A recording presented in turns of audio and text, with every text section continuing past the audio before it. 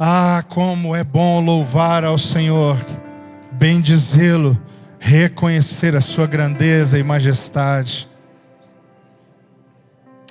Aleluia. O Senhor é bom. Aleluia.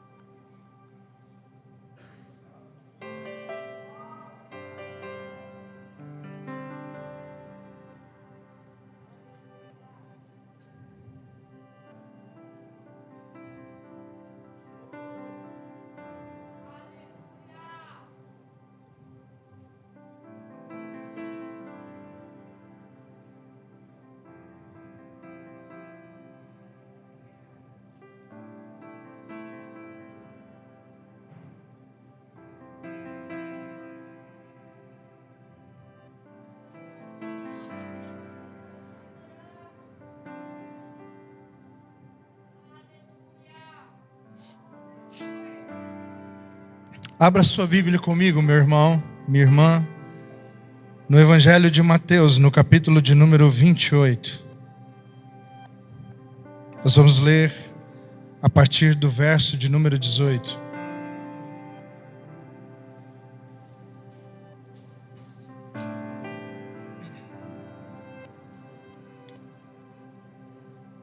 O nome dessa mensagem, título, é Povo de Deus, Povo Missionário.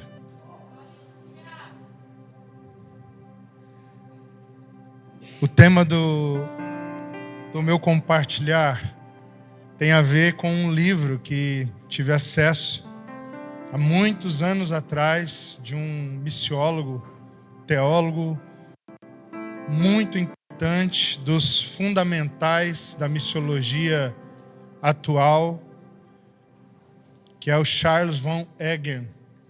E esse irmão escreveu um livro chamado Povo Missionário, Povo de Deus. Então eu inverti para não ficar igual. Mas apesar desse livro ser um marco fundamental para aqueles que desejam estudar e se envolver de maneira séria com missões, o que eu vou compartilhar aqui não tem base em nada do que o livro diz. Evidentemente que aquilo que o livro diz já está intrínseco dentro de mim, mas é que quando eu li esse livro, o que mais me marcou foi o título.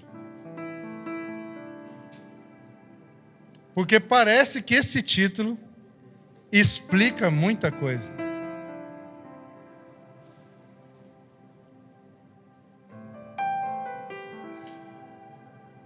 E nós estamos em meio à nossa escola de missões. Estamos na metade, exatamente na metade do percurso da escola. Cadê os nossos alunos da escola de missões? Glória a Deus. E não poderíamos, a não ser que Deus nos desse uma ordem direta, falar sobre outra coisa senão sobre isso. Então, o texto de Mateus, nós vamos ler 2 textos para darmos início. O texto de Mateus 28, a partir do 18 até o 20, a Escritura diz assim: E chegando-se Jesus, falou-lhes, dizendo. A primeira coisa que eu quero que você observe, antes de lermos o texto, é que tem coisa que Jesus diz. É que tem coisa que Jesus ensina. É que tem coisa que Jesus instrui. É que tem coisas que parece que Jesus quer falar baixinho só entre pessoas mais chegadas. Como no caso aqui, ele vai com os 11 para a Galileia, antes de ascender, para ter uma conversa profunda. Uma conversa que alguns vão chamar de ontológica. É uma conversa de revisão ética do sentido da sua própria vida maior. Qual é o verdadeiro propósito para o qual aconteceu tudo o que aconteceu? E eu não sei você, irmãos, mas quando eu leio esse texto, há algo aqui que me chama, que me instiga e me intriga ao mesmo tempo. Porque aqui demonstra um outro tipo de conversa que não está entre nenhuma dessas que eu citei. Por isso, o verso 18 começa assim, vou ler de novo. E chegando-se Jesus, falou-lhes, dizendo: tem algumas coisas das quais Jesus quer conversar com a gente, que Ele não fala primeiro. Primeiro Ele se achega. Primeiro Ele se aproxima. Sabe, irmãos, talvez a igreja está na condição que está, porque nós estamos acostumados a ter conversas aleatórias demais, até com Jesus. Talvez nós estamos nos concentrando só em assuntos que Ele pode gritar de longe para avisar. Pega um copo d'água para mim, Daniel. Porque parece que a adequação da nossa vida no discipulado com Ele, na caminhada com Ele, ainda não nos permitiu chegar no ponto do que Ele tem para dizer. Exija que antes de falar, Ele se aproxime um pouco mais. Eu estou cansado, irmãos, de uma vida espiritual, onde para cumprir o que Ele está nos chamando, basta seguir uma ordem distante. Nos próximos anos da minha vida, eu gostaria de me envolver com missões, com obediência, de coisas que para Jesus me confiar, primeiro Ele precisa chegar pertinho para me dizer: ei, deixa eu falar uma coisa para você. Eu não sei se estamos surdos ou se ainda não estamos prontos para ouvir. Mas fato é que muito do nosso cristianismo tem mais gritos de Deus do que conversas em que Ele primeiro se aproxima. Talvez nós teremos 1, 2, 3 conversas tão próximas dessa com Ele por toda a nossa vida. Eu não sei. Talvez os discípulos tiveram uma conversa assim específica. O assunto era tão denso, era tão sério, que Jesus não começou falando-lhes. Ele começou se achegando a eles. Eu não sei, mas fato é que quando eu olho para esse texto, tem uma coisa nesse texto que fala comigo, Luiz, muito, que é sobre a intimidade, a comunhão, a profundidade da relação com Jesus. Quando eu leio a Bíblia, eu só enxergo essas coisas. Eu quero ser um amigo de Deus. Eu quero ser alguém com que Jesus tenha coisas para falar, que Ele fala. Isso acontece comigo todos os dias, né? Eu sou treinado para isso. Eu falo com a Roberta lá onde a Larissa está: meu bem, não sei o que, não sei o que. Ela responde de lá: já não sei o que, não sei o que. E eu, se fosse para falar alto, eu estava falando alto. É um assunto que exige discrição.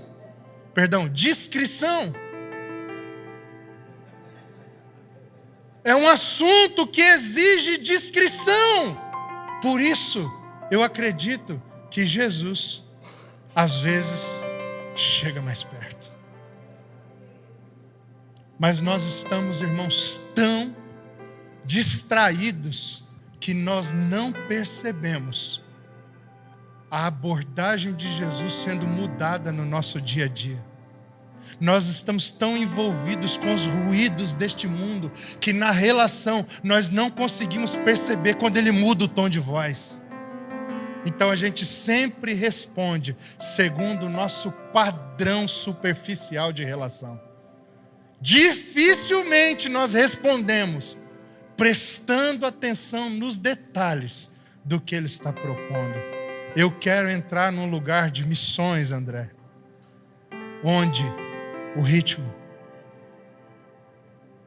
a altura, a complexidade da missão seja determinada porque eu estou observando cada movimento, cada passo do Cordeiro de Deus.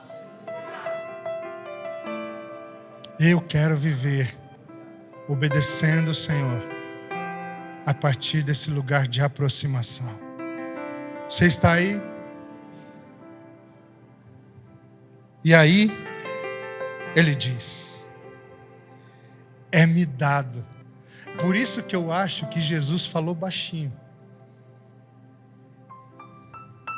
Porque no Evangelho, você tem que peneirar os 4 evangelhos para encontrar textos em que Jesus fala alguma coisa sobre ele que poderia causar no ouvinte um aspecto de grandeza sobre ele, admiração sobre ele. Poucas vezes Jesus se afirma algo. Raríssimas vezes ele se afirma algo e na afirmação, quem está ouvindo deveria dizer: uau, ele é maior do que eu. O contrário do jeito que a gente estabeleceu ministério no nosso tempo na igreja. Para nós, um ministro digno de honra, digno de respeito, tem mais a ver com a forma como ele mesmo se apresenta diante de nós, do que com o seu caráter e com a presença de Deus manifesta na sua vida quando ele serve segundo a vontade de Deus. É preciso arrotar santidade. É preciso buscar maneiras de se autoafirmar no púlpito ou na vida das pessoas. As pessoas gostam de reconhecer na relação gente que gosta de exigir reconhecimento.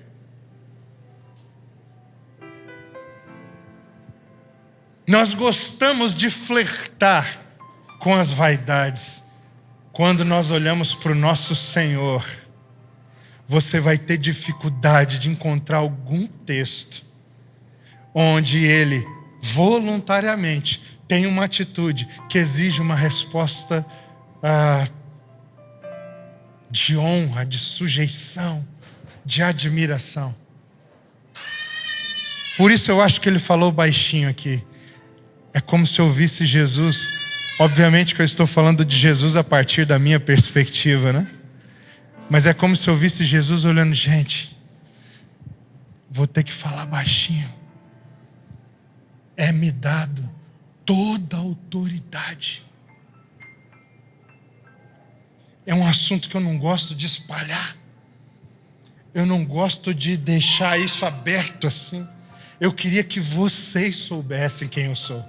Eu tenho agora toda a autoridade. Eu não queria que isso mudasse a nossa relação. Eu não quero que vocês agora se inclinem porque vocês estão sabendo disso. Eu não quero que vocês me admirem só por causa disso. Eu não quero que vocês se curvem só por causa disso. Mas eu não posso seguir daqui em diante sem que vocês saibam que toda a autoridade me foi dada. E porque toda a autoridade me foi dada, eu quero dar uma ordem para vocês. É assim que eu vejo esse texto. Jesus não fala isso, toda autoridade me foi dada, como os pastores do nosso tempo. Jesus fala isso num lugar de humildade, de quebrantamento, de singeleza. Não é para fazer os discípulos se curvarem, é para causar nos discípulos impacto de entendimento que preparasse o coração deles para a seriedade do que ele ia falar em seguida. É para conscientizar, não é para ofender ou humilhar. Vocês estão aí? E aí o texto segue.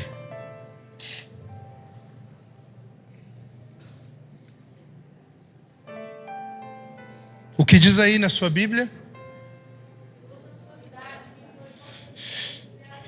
É-me dado toda a autoridade no céu e na terra. Portanto, por isso, ou então, indo por todo o mundo, fazei discípulos de todas as nações, batizando-os em nome do Pai e do Filho e do Espírito Santo, ensinando-os a guardar todas as coisas que eu vos tenho mandado, e eis que estou convosco todos os dias, até a consumação dos séculos. Amém. Muitos de nós entendemos e aprendemos ao longo dos anos que deveríamos interpretar esse texto como o envio de Jesus. Nós chamamos isso de grande comissão, sendo que a grande comissão foi ensinada como o ide. E a primeira observação que eu tenho para fazer antes de nós aproveitarmos algo desse texto mais profundo é que a ordem desse texto não é ide, como aprendemos equivocadamente. A ordem desse texto é fazei discípulos. Quando você faz uma interpretação um pouco mais criteriosa dessa estrutura literária, você acessa as palavras originais, você vai descobrir que ide pode ser uma tradução alternativa para o texto grego, mas uma tradução mais literal seria uma ação contínua que não está deferida por um tempo da ação. Ou seja, na língua portuguesa, melhor seria traduzir isso por um gerúndio. Algo que está acontecendo constantemente. O que Jesus deu a entender nessa declaração é que naturalmente, enquanto os discípulos estiverem vivendo espalhados pelo mundo, eles precisavam fazer discípulos. E aqui está a ordem desse texto. A ordem desse texto não é ir. Então eu vou propor uma alternativa. Eu já fiz isso algumas vezes, para que isso fique claro. Eu não estou aqui de forma alguma desmerecendo o trabalho dos tradutores, eu não tenho nem condições de fazer isso. Mas é que esse recurso correto, ele tem alternativas que para gente, como a gente, mais bobo, como eu, a gente precisa de auxílio para conseguir entender isso de maneira clara. E o que então eu quero sugerir é que você entenda esse texto como, portanto o quê? Portanto o quê? Portanto porque foi-me dado toda a autoridade no céu e na terra, indo por todo o mundo, fazei discípulos. E por que, AP, isso muda? Muda muito, pastor Josa. Porque nós como igreja, porque entendemos equivocadamente, todo o nosso esforço ficou na parte que não deveria haver esforço algum. Ide. E a gente se prepara, a gente encoraja, entusiasma os irmãos para ir para a rua, para não sei o quê, para viajar numa viagem missionária, numa incursão, para ir ali fazer um projeto top. Só que isso é o que deveria estar acontecendo, sem esforço algum. Essa é a expectativa que Jesus revela nesse texto. Portanto, como toda autoridade me foi dada no céu e na terra, quando vocês estiverem indo, ou seja, isso vai acontecer. Quando isso estiver acontecendo, ali onde vocês estiverem, façam discípulos. Agora, para fazer discípulo, o custo será alto. O custo é tão alto, André, para fazer discípulos, que Jesus não promete, como há outros textos que nós poderíamos interpretar assim. Ele não promete provisão. Ele não promete dinheiro para quem for se envolver com fazer discípulos. Ele não promete alegria, paz. Ele não promete segurança.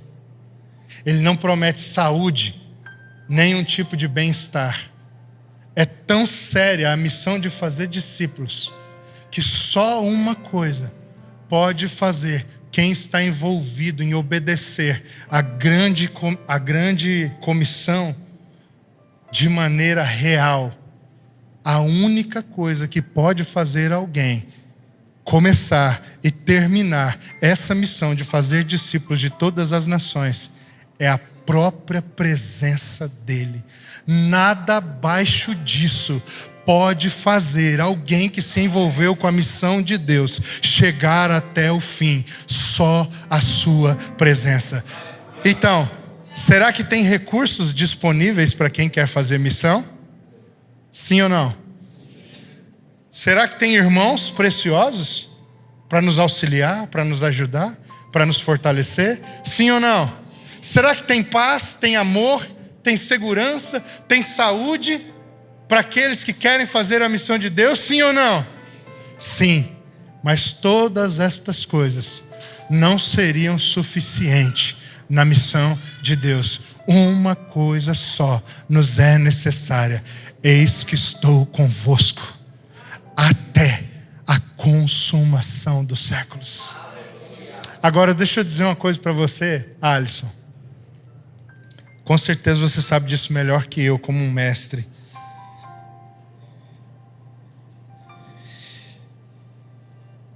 Se você quiser só o dinheiro que Deus pode te dar, você pode se envolver com outras coisas e ser salvo. E até cooperar com muitas coisas. Se você quiser só experimentar coisas lindas do Senhor, tem um caminho de possibilidades para isso. Você pode experimentar o amor, você pode experimentar muita graça, você pode experimentar muita coisa. Você pode inclusive ser usado até para operar sinais. Mas se você quer ir no nível mais profundo que é possível para um seguidor de Jesus, isso só é possível para aqueles que querem se envolver com a missão de Deus. Fazer discípulos de todas as nações. Então, se dinheiro tiver o suficiente para você com Deus, não vai para a missão de Deus, não. Fica do jeito que você está e continua só lendo a Bíblia, orando e procurando dar um bom testemunho. Aí Ele vai te dar dinheiro.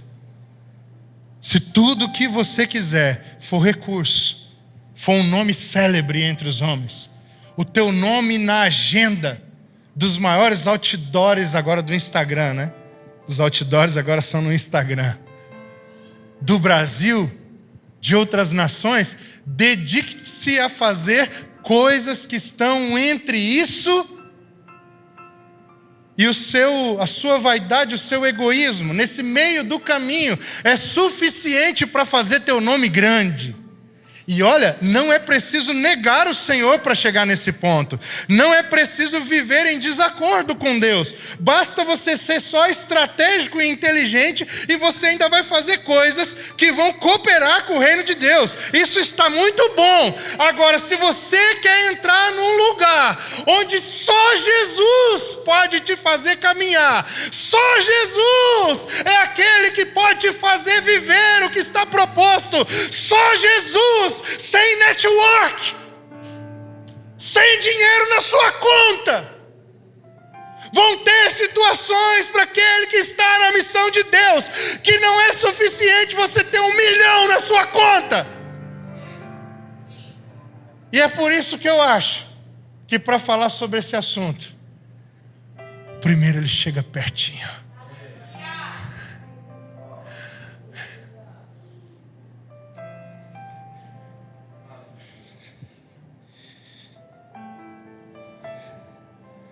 A maturidade de um discipulado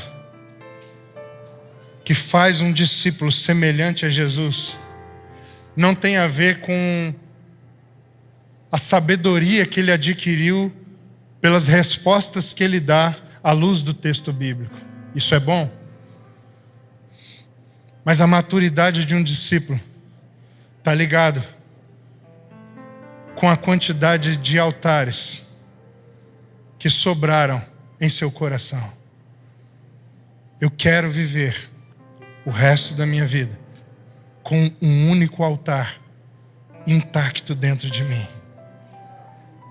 É o altar que o dinheiro não pertence nele. Dinheiro não é nenhuma das madeiras que constroem esse altar. Filhos, família, ministério, tameon, presbitério, nenhuma dessas coisas são madeiras desse altar que eu quero que resista no meu coração. Eu quero viver o resto dos meus dias com um altar exclusivo. Só Jesus é suficiente para Ele. Só Jesus é o que eu preciso que esteja nesse altar. Eu quero entrar num lugar da minha vida com Deus que o único jeito de cumprir a ordem que Ele está confiando a mim é se Ele presencialmente, Mateus, estiver comigo. Eu não quero ser um crente evangélico mais, cara, que faz um monte de coisas para Deus, inclusive elas estão na palavra, e glória a Deus por isso, mas porque eu sei na cabeça que isso são verdades. Eu quero a presença. Eu quero ser como um louco, andando na rua e tendo a sensação nítida dentro de mim. Cara, eu acho que o homem Jesus glorificado, ele está andando aqui junto comigo nessa cidade, nessa tribo, nessa nação. Eu quero andar, irmãos, e as pessoas ficar olhando, porque eu vou ter que parar às vezes e falar: cara, Jesus, é você, Senhor. Eu quero que isso seja um sinal entre eu e Ele, para que eu saiba, aqui, cara, onde eu te enviei, dinheiro não vai resolver tua parada, não. Inteligência não vai ser suficiente. Não adianta aqui falar grego, hebraico, inglês, espanhol, indiano, tribal. Aqui você vai precisar que eu fale atrás da sua boca, quando você abri-la, achando que são as suas palavras saindo. É por isso que eu vim pessoalmente te acompanhar.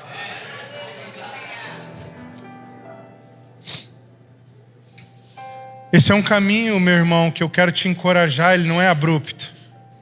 Eu estou há muitos anos tentando chegar nesse lugar e não julgo ter alcançado. Mas é um desafio que eu vim aqui propor para cada um de vocês. Sabe por quê? A primeira vez que eu entendi isso, que eu comecei a entender estas coisas há muitos anos, para mim, muitos anos, eu comecei a abrir mão, a renunciar coisas, a anunciar possibilidades. E cada uma dessas renúncias era com aquela ideia de dizer: sobrou menos coisa, agora tem só você, uns 2 ou 3 itens e eu. E de tempo em tempo eu quero sondar meu coração, irmãos, e sacrificar a Ele tudo aquilo que pode ser algum subterfúgio, alguma muleta, para que eu possa me andar apoiado sobre ela. Eu quero correr o risco de, frágil como sou, ao pisar em falso, ver o chão se aproximando da minha queda, na esperança de que antes de tocar o chão, porque não estou levando nenhuma muleta para a missão, Ele pule debaixo de mim, me agarre nos seus braços e diz: antes de você tocar o chão duro, eu estou aqui para amortecer você. E olha aqui para Jesus me amortecer, irmão. Se eu estiver caindo, Ele vai ter que derramar um pouco mais de poder. Aleluia. Eu me cansei de missões que dá para fazer com coisas da terra.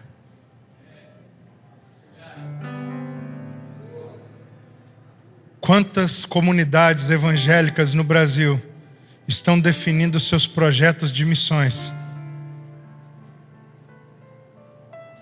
E tudo o que eles têm para considerar o projeto por meio de um planejamento estratégico são seus recursos materiais, emocionais e pessoais disponíveis para aquela obra. O projeto tem a ver com o que a gente conseguiu acumular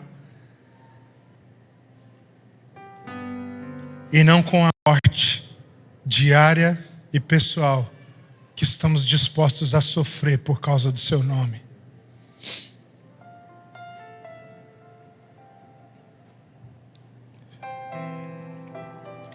Você e eu nascemos para chegar nisso daqui.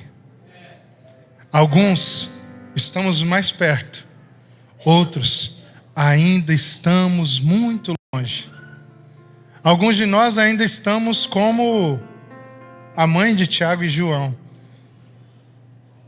que chegou para Jesus no dia em que Jesus estava falando de algo tão especial, tão profundo, e tudo que ela queria saber é: mestre, naquele dia, esse dia, dentro disso que você está falando, tão maravilhoso, tem como você colocar o meu filho, um à tua direita e outro à tua esquerda? A gente ainda está, alguns de nós ainda estamos gastando o nosso tempo, a nossa vida com Deus, tentando garantir o lugar à direita ou o lugar à esquerda. A teologia do galardão, ela é muito perigosa, irmão. A teologia do galardão, ela pode alimentar em você suas vaidades humanas. Você acha que galardão para Deus tem a ver com as expectativas que nós aprendemos a desenvolver como homens carnais, antes mesmo de conhecer a Cristo, como se isso fosse uma espécie de recompensa meritória pelo que nós fizemos? Se tudo o que fazemos só é possível ser feito pela graça que Ele mesmo compartilha para nos capacitar? Se alguém deve ser galardoado por causa do que fizemos, no sentido meritório, só existe um nome: é Jesus. Porque se qualquer coisa que você tenha realizado para o Senhor, você não atribuir a Ele a glória por isso, você está dizendo que quem fez foi você no seu poder. E aí, cara, você está entrando num embate muito sério, porque não tem nada que eu e você possamos fazer em nós mesmos que Deus receba como uma oferta agradável de adoração. Se há alguma possibilidade de nós nos envolvermos com a missão de Deus e produzirmos glória para Ele, a única possibilidade é que Cristo seja a nossa confiança, a nossa força e o poder da nossa realização. Então, se alguém tem méritos nisso, então eu estou falando de mérito. Se alguém tem mérito nisso, é o nosso Senhor. O chamado para os trabalhadores é para dignidade e não para mérito. Não confunda estas coisas. Dignidade no Novo Testamento é uma coisa diferente de mérito. Dignidade é encarnação, é fidelidade, é comprometimento sacrificial.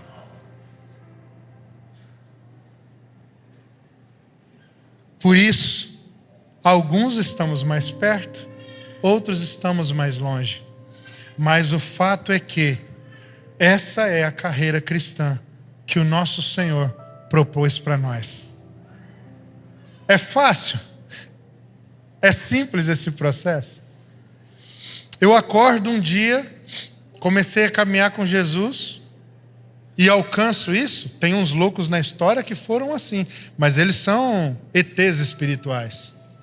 Isso não é a vida. Os próprios discípulos de Jesus não viveram nesse padrão estratosférico que alguns irmãos da história tiveram a loucura de fazer. Tem alguns missionários que têm a história, irmão. Já pensou se acontecesse hoje? Eles estavam lendo a Bíblia no seu devocional, ainda começando a jornada deles, a caminhada com o Senhor, e eles leram Mateus 28, 19. Portanto, ide, fazei discípulos de todas as nações, batizando-os em nome do Pai, do Filho e do Espírito Santo, e lá, como diz o Filipe. E eles leram isso, levantaram, fizeram uma oração, levantaram da cadeira, foram ao guarda-roupa, pegaram a mochila, colocaram as roupas, se despediram da família, levantaram e saíram pela rua. E foram e nunca mais voltaram. Porque eles leram na Bíblia que Jesus mandou os discípulos fazer isso. Extraterrestres, verdadeiros marcianos. E tem gente que não acredita, né? Em ufologia. Olha a prova disso. Então você consegue entender? Estamos falando de pessoas estranhas. Isso não é o normal. Mas é normal você conhecer Jesus e permanecer 20, 30 anos vivendo só para você mesmo? Eu acho que isso também não é normal para nós. Então não se meça com ninguém. Não se meça com o pastor Josa, Fabinho, com Rafa. Não se meça com esses irmãos. Mas olhe para Jesus. Olhe para Cristo. E ouça as palavras do seu Senhor ecoando sobre o seu coração quando você estiver indo. Faça discípulos de todas as nações, batizando-os em nome do Pai, do Filho e do Espírito Santo, ensinando-os a guardar todas as coisas que eu vos tenho ensinado.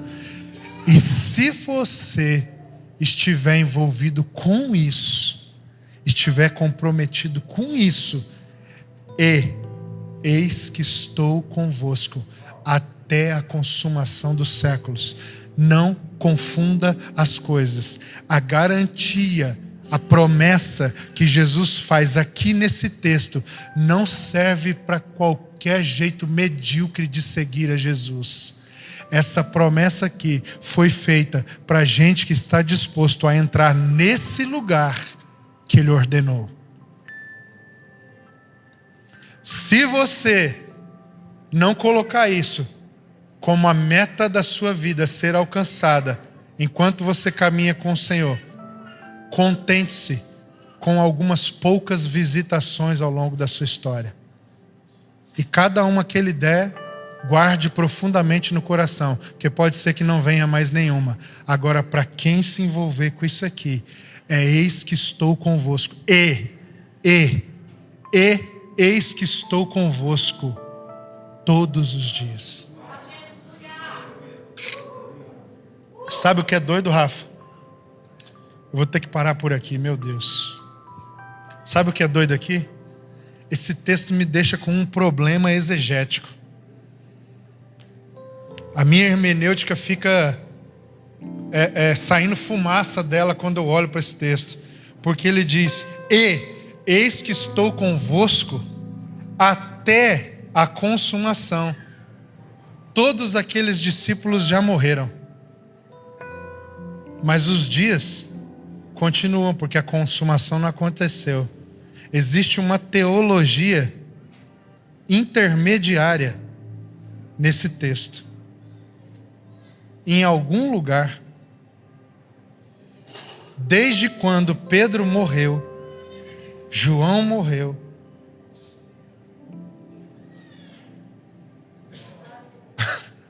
tá entendendo isso? Tiago morreu, Judas, o que sobrou, né?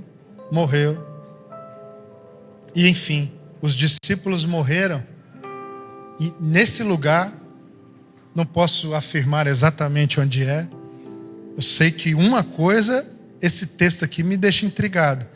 Jesus todos os dias vai lá estar com eles.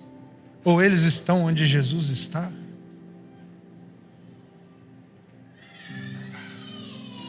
Caramba, velho.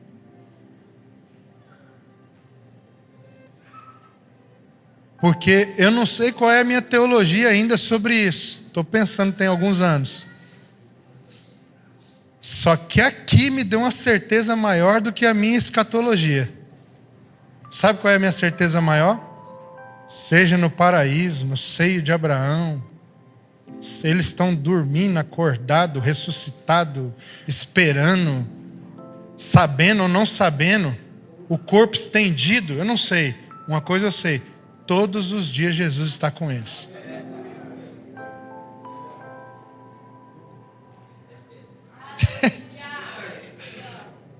E vamos pensar que o cara esteja deitado, dormindo. Daniel. Jesus todo dia vai lá.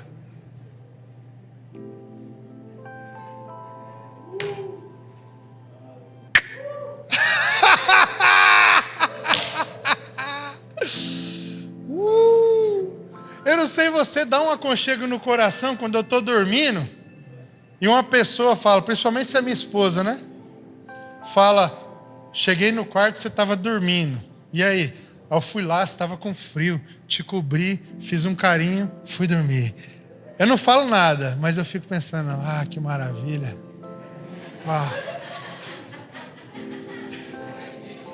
Agora imagina você saber, cara, igual criança quando tá aprendendo a dormir sozinha. Não tem um negócio assim na criança? Tá aprendendo a dormir sozinha. Filho, deita lá, apaga a luz e dorme. Pai, posso deixar a luz acesa? Por quê? Lá em casa essa opção não existe muito. Mas estou falando de casas normais, né? Posso deixar a luz acesa? Não, você tem que apagar a luz, você tem que aprender a dormir com a luz apagada. E aí o filho fala, não, quando você for no meu quarto mais tarde, eu vou estar dormindo. Você apaga a luz. Cara, você imagina Jesus, cara. O cara dormindo, sabendo que não é o Luiz que vai lá no quarto dele ficar saber se está tudo bem. Jesus vai dar uma passada lá mais tarde. Agora imagina se eles já estão conscientes e vivos. Todos os dias. Agora imagina se eles já estão no paraíso com o Senhor, pastor Josa. Uau! Esse é o galardão que eu quero. Essa é a recompensa que eu almejo do meu Senhor. E sabe de uma coisa? Jesus, se você puder começar a cumprir isso na minha vida agora, faça os ajustes que forem necessários para que eu seja achado digno de participar da grande comissão que vai fazer o seu nome conhecido e exaltado em toda a terra. Agora eu respondo para a gente ganhar tempo. Não entra nisso aqui quem quer. Entra nisso aqui quem faz o que tem que ser feito. Humanamente, André, ninguém consegue entrar nisso aqui e obedecer. Por isso nós vamos precisar de Atos, capítulo 1.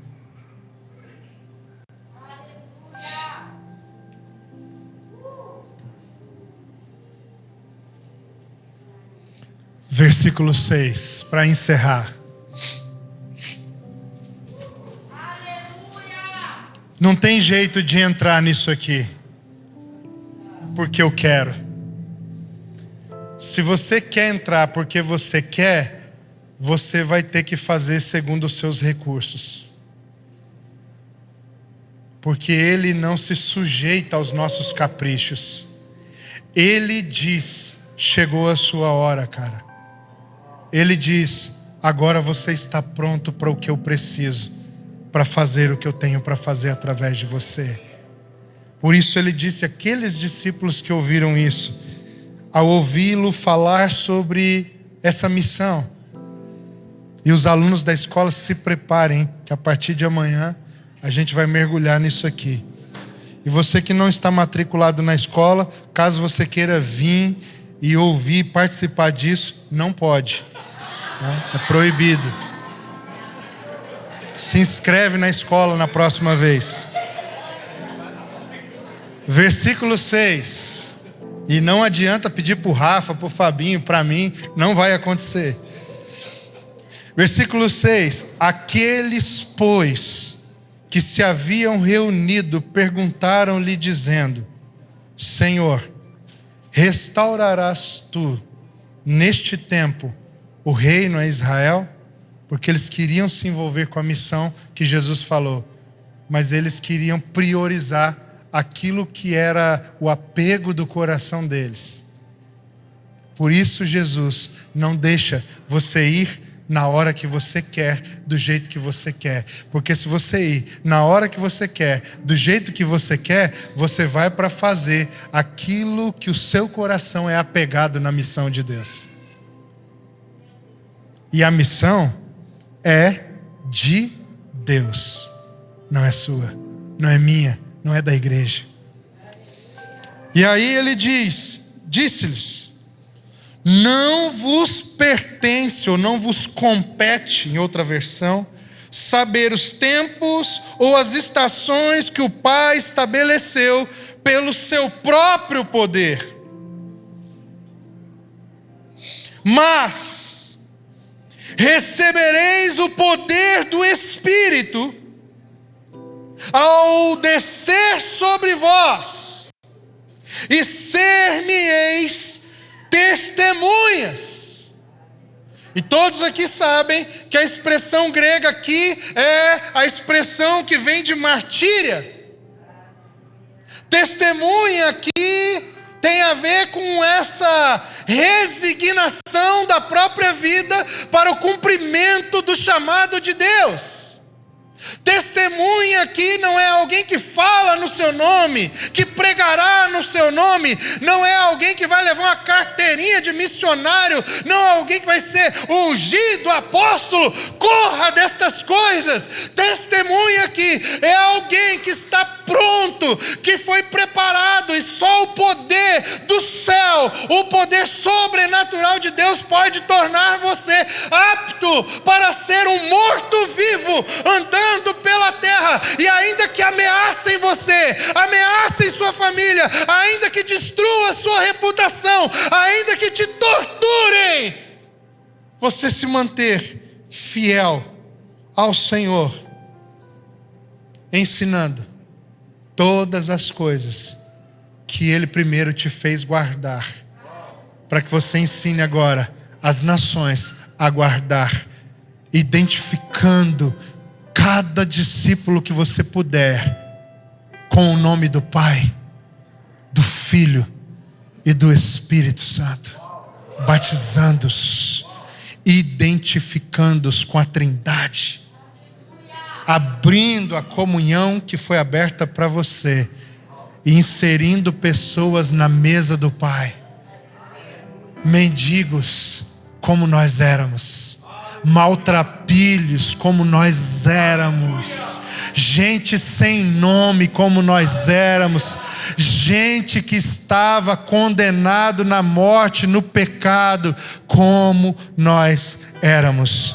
Mas agora que o poder do Espírito veio ao Ele mesmo descer sobre nós, isso tem nos tornado testemunhas. E aí ele diz, tanto em Jerusalém como em toda a Judéia e Samaria e até aos confins da terra. Qual é o tipo de gente que o Senhor deseja encontrar aqui hoje? Na igreja dele, espalhada por todo mundo, para que elas possam ser enviadas. Homens e mulheres que são cheios do Espírito, que nada temem mais, nem mesmo a própria morte, porque agora eles prosseguem caminhando para o alvo, para conquistar aquilo para o qual eles mesmos foram conquistados, a glória de Deus. Só temos uma coisa em mente, só temos uma coisa diante dos nossos olhos: a glória de Deus. Onde estão aqueles nessa manhã que querem dizer sim para o Senhor?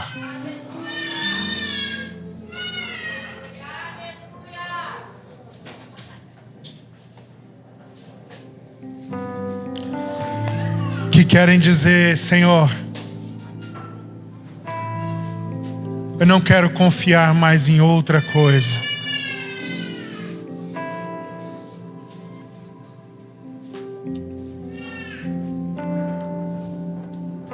Se você quiser ficar no seu lugar, fique aí mesmo no seu lugar.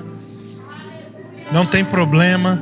Se você estiver consciente disso que está acontecendo, quiser responder ao Senhor, você pode ficar aí. Levante suas mãos, feche seus olhos, se entregue a Ele. Agora, para alguns de nós não dá para ficar no lugar. Você vai ter que, vir correndo, se jogar no chão e dizer: Senhor, eu não tenho mais a minha vida por preciosa. Eu considero tudo como esterco, tudo como perda, conquanto que eu possa conhecer a Cristo, ainda que para isso eu necessite padecer os sofrimentos, para completar os sofrimentos que lhe resta. Eu quero ser testemunha do Senhor. Foi para isso que nós nascemos, é para isso que nós vivemos e morremos todos os dias. Erga sua voz agora. Eu não vou fazer essa oração por você. Eu só vim aqui em nome de Jesus nessa manhã buscar testemunhas. Eu vim aqui nessa manhã para buscar testemunhas. Testemunhas conscientes do grau, do padrão de renúncia que isso lhes exigirá.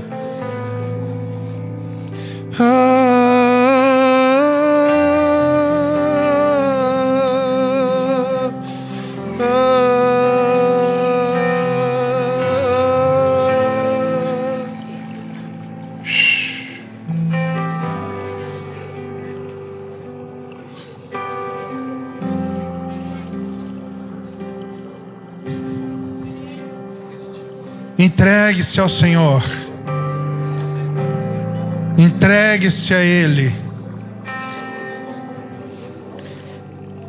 Esse é um momento em que há um ambiente construído pelo Espírito para nós. Então eu tenho duas coisas para te dizer, e elas são paradoxais, contraditórias. Cuidado com o que você dirá agora nessa oração, porque o Senhor está com os ouvidos atentos para o que está saindo agora de nós. Ele está atento às palavras, aos compromissos que estão sendo declarados. Essa é a primeira coisa. Mas existe outra.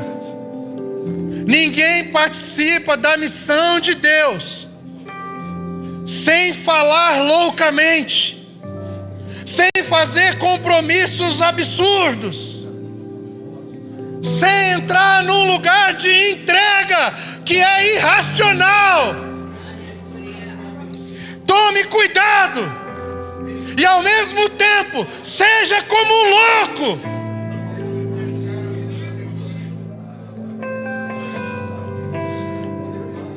Cuidado, porque ele está ouvindo de verdade hoje. Mas se você quer mesmo isso, haja como um louco. Entregue-se inteiramente. Não olhe agora para as suas limitações, para os seus condicionamentos. Não olhe agora nem mesmo para os seus pecados, cara. Olhe para Jesus. Olhe, Ele é digno.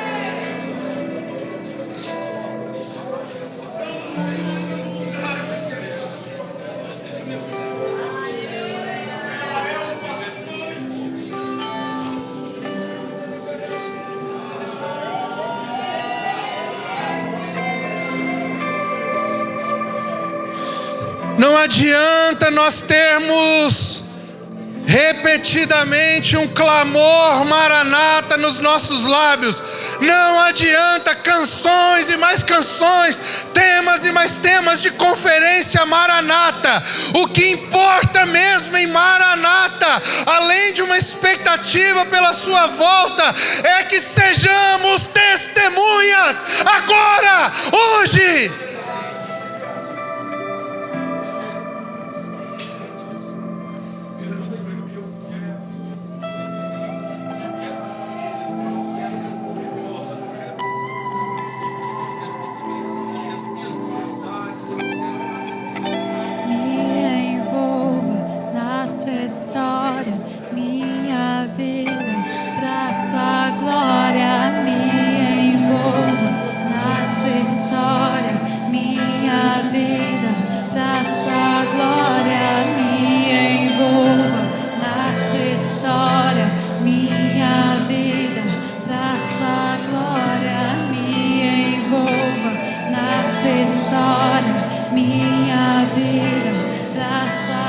Sim, Senhor, essa é a nossa oração hoje.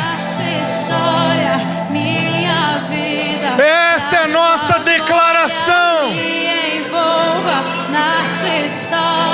O que você está escrevendo nas nações, nos envolva nisso, Senhor.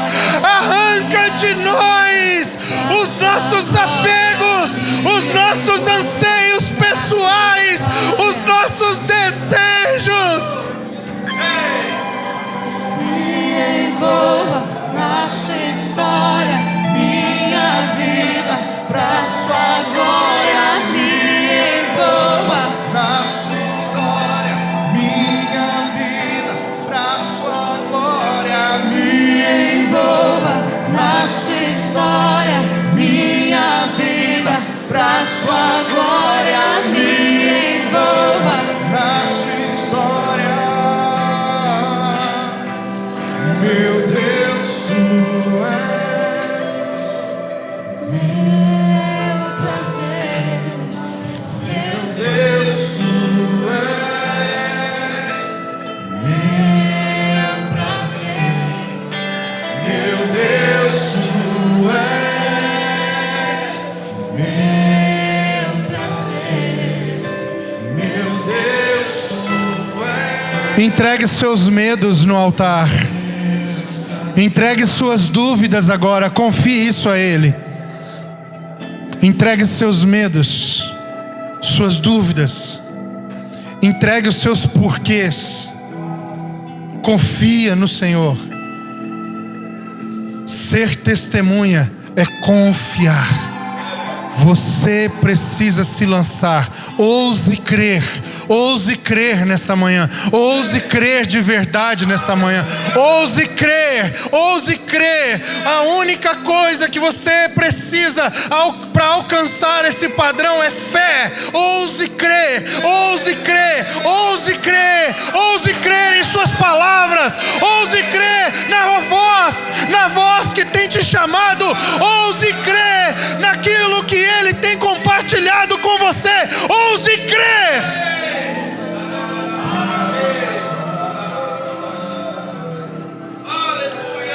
Ah, mas eu não sei como, eu estou tão atolado de coisas que eu não vejo como Deus vai fazer. Não pense, não pare nestas coisas. Se você anseia por viver isso, lance-se ao Senhor.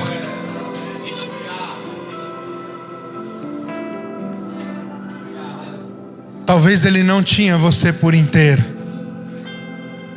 mas Ele já te salvou.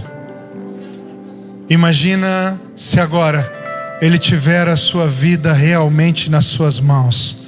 O que Ele não pode fazer, que está fora do nosso alcance, fora da nossa visão. Seja intenso na sua entrega ao Senhor, na sua rendição ao Senhor. Nós queremos entregar tudo a você, Senhor, nessa manhã. Nós queremos entregar a nossa vida em Teu altar. Nós queremos consagrar ao Senhor as nossas famílias, todos os recursos que o Senhor nos deu, tudo o que o Senhor permitiu que acontecesse em nossa história até aqui, nós lançamos em Teu altar. Nós lançamos em Tua presença, Senhor. Usa conforme Tu quiseres. Essa é a nossa oração. Em nome de Jesus. Olhe para mim, irmão, você que veio aqui na frente. Existe um elemento indispensável. São duas questões cruciais se você deseja realmente ser isso. A primeira é a sua vida de intimidade e comunhão com o Senhor. Alinhe isso. Alinhe isso. A sua vida de comunhão e intimidade com o Senhor. Pare de procrastinar isso.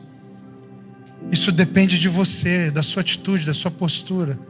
Essa é a primeira coisa.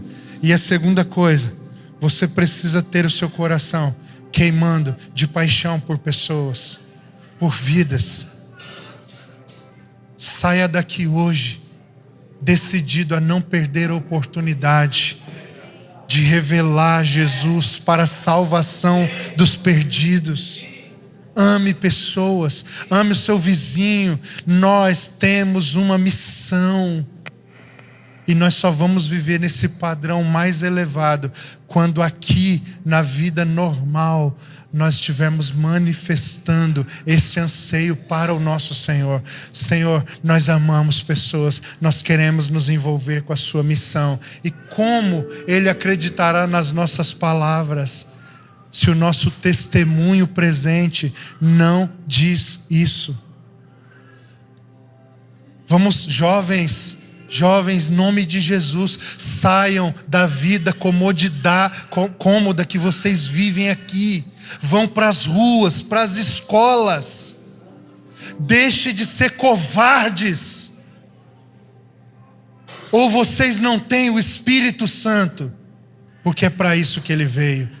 Começa pelos líderes, Luana, Zé, Isabelle, Gui. Deixem de ser covardes e apresentar as suas justificativas. A melhor forma de discipular alguém é expor ela ao alvo final de Cristo para a igreja, que são fazer discípulos de todas as nações.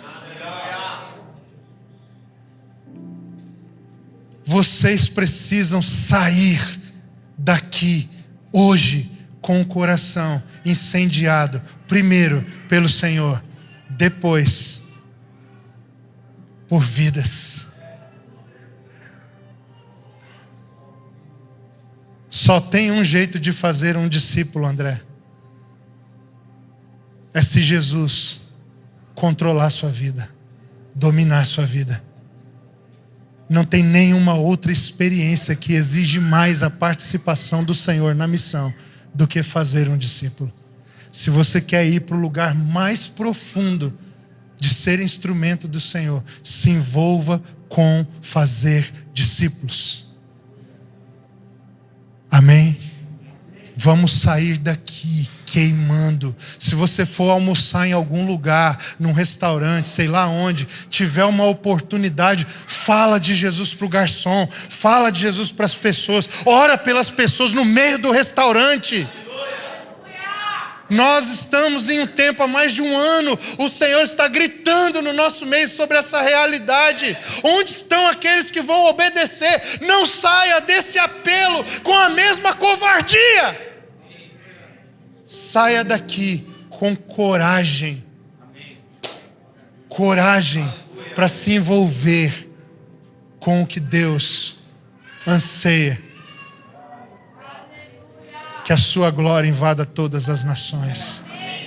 Mas isso precisa começar aqui, agora, hoje. Em nome de Jesus. Amém? Volte para o seu lugar. Abençoado, convicto. Não deixe Satanás roubar sua palavra. Não deixe Satanás tirar sua coragem. Não deixe Satanás prender você nas suas questões. Seja corajoso.